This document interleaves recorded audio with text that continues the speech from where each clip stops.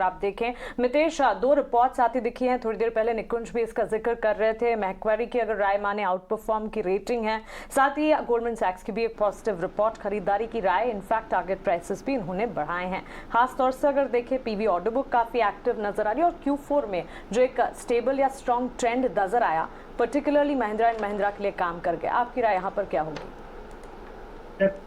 Positive राय है क्योंकि जिस हिसाब से स्टॉक ने बेस फॉर्मेशन बनाया है 1000 से 1150 के बीच में, और higher top higher bottom formation हम कई हफ्तों से देख रहे हैं। पिछले 2 हफ्तों से थोड़ा म्यूटेड था उसका परफॉर्मेंस।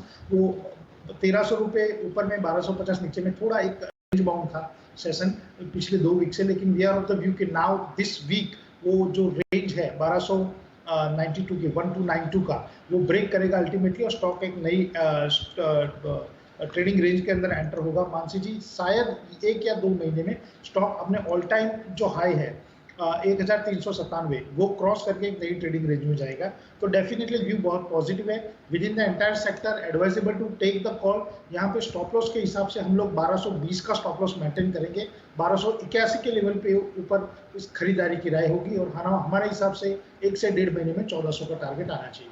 सन फार्मा पे इनफैक्ट काफ़ी इंटरेस्टिंग ये ब्रोकरेज व्यू भी है और सन फार्मा से जुड़ी हुई एक न्यूज़ भी है कि सन फार्मा ऑलरेडी उसके पास एक कंट्रोलिंग स्टेक है टेरो फार्मा में, बट वो एक्वायर करना चाहती है टेरो को।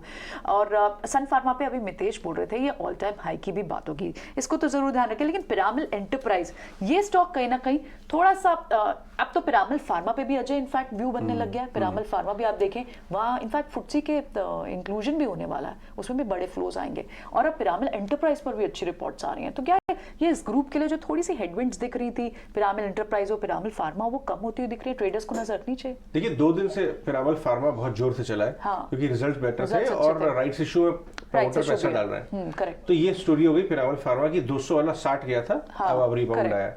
लेकिन एंटरप्राइज पे इनिशिएटिंग मुझे को बहुत लग रहा है। बहुत दिनों से स्टॉक पे बात नहीं हुई, पिटा हुआ एनबीएफसी स्टॉक है, और पिछले रिजल्ट में इनका रिटेल और होलसेल अब 50-50 हो गया है। पहले होलसेल लेंडिंग इनका 75 था, अब बराबर हो गया। तो होलसेल के ऊपर निर्भरता कम कर रहे हैं, रिटेल बढ़ा रहे हैं। जैसे जैसे रिटेल बढ़ेगा स्टॉक बढ़ेगा, लेकिन ऐसा बाजार मानता है। 770 के भाव पे वैल्यूएशन कैसा दिखता है आपको सनी पिरामिल एंटरप्राइज का? क्योंकि अब तो इसके अंदर सिर्फ फाइनेंशियल सर्विसेज का ही धंधा रह गया है।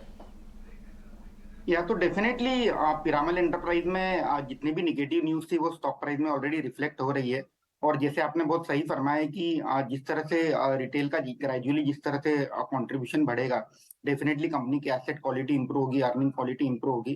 तो एक we can say it's a good business in temporary trouble. तो प्रमोटर ग्रुप काफी स्ट्रांग है, सीजी कोई इश्यूज नहीं है। सिर्फ पोर्टफोलियो अगर चेंज होता है रिटेल के फेवर में तो डेफिनेटली कंपनी को एक बेहतरीन वैल्यूएशन भी मिलेगी। तो it's a gradual accumulation. Gradually ये स्टॉक रीरेटिंग, जिस तरह से हमने आईडीएफसी फर्स्ट बैंक में देखा कि जिस तरह से होलसेल बुक से रिटेल बुक में ग्रेजुअली जिस तरह से पोर्टफोलियो चेंज हुआ, उसके बाद बैंक के जितने भी ऑपरेटिंग मेट्रिक्स है, whether it is margin, whether it is return ratio, सब कुछ चेंज हो गए। Same story we can see in Piramal enterprises also. Definitely थोड़ा लंबा समय लगेगा, ये ऐसा नहीं है कि विद इन क्वार्टर और 2 क्वार्टर ये जो शिफ्ट है इमीडिएट हो जाता है। ग्रेजुअली इसमें समय लगता है कि होलसेल बुक आप वाइंड डाउन करोगे, रिटेल एग्रेसिवली ग्रो करोगे, उसके चलते हुए रिटेल का जो कंट्रीब्यूशन है वो पोर्टफोलियो में ओवरऑल बुक में बढ़ेगा।